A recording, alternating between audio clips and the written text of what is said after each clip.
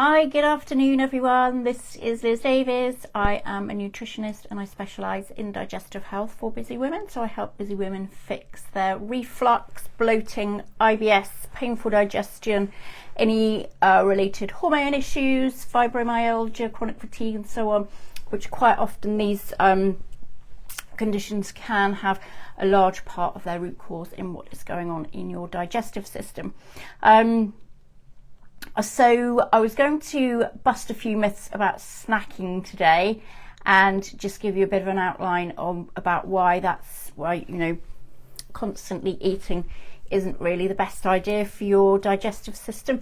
And if you are prone to snacking and enjoy snacking, which we all do sometimes, then a few tips about how you can go about avoiding that.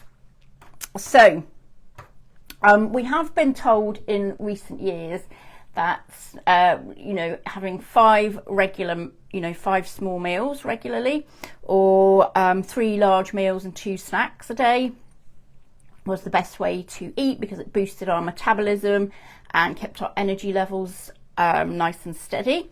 Well, where that is true, it would do that. It's also not the best thing for your digestive system. And I'll come on to why that is in just a second. But if we look at it kind of from a historical perspective, pre about the 1980s, 70s or 80s, there was no snacking industry.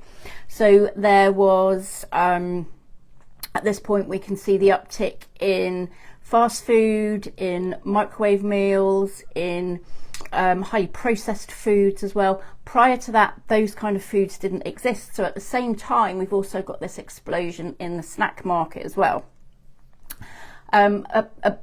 Before that point, people would just have had, 3 bog standard square meals a day, and that was it. There was no other option really.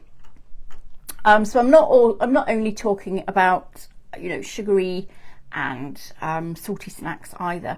There are some very healthy snack options around, which I think those are good when if you're out and about, you're not going to be eating for a long time.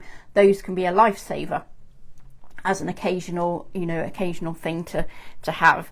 But it's when it becomes a daily habit that's when your gut doesn't really like it, starts to object a little bit. But there's lots of healthy snacks around, high protein, this, that and the other, with all sorts of superfoods and things in them. But at the end of the day, they are still snacks, and we really want to be avoiding having them where possible. The problem is when we're constantly snacking, that our gut doesn't have a chance then to clear itself out.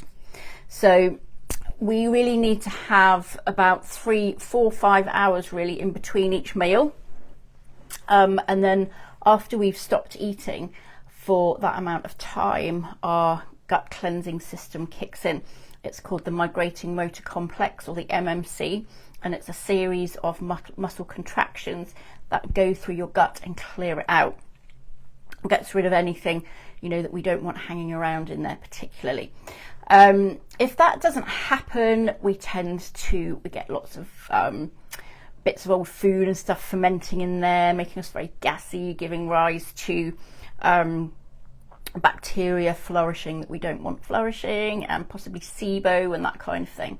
So it's that kind of feeling of the gut just being a bit too sluggish and not squeezing everything along, and it's just all that stuff is in there, and it really needs to be coming out.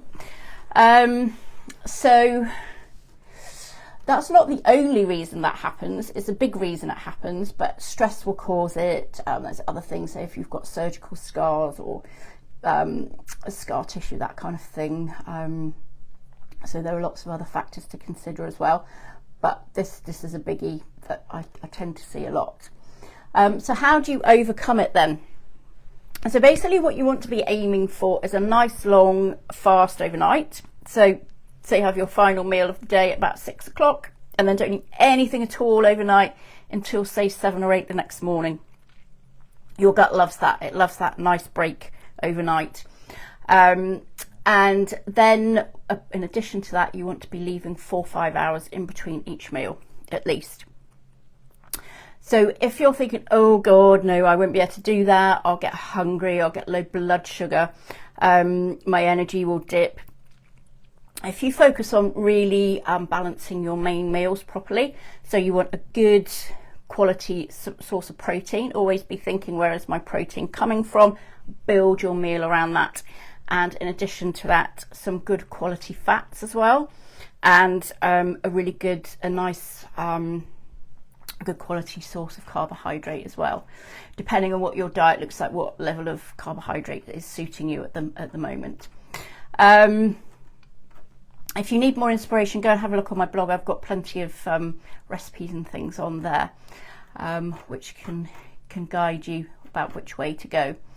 Okay, so there you go. That's a quick rundown on snacking and how you can avoid it and why you should avoid it, really. And if you did find that useful, do like and share, and I shall see you next time. Okay, bye.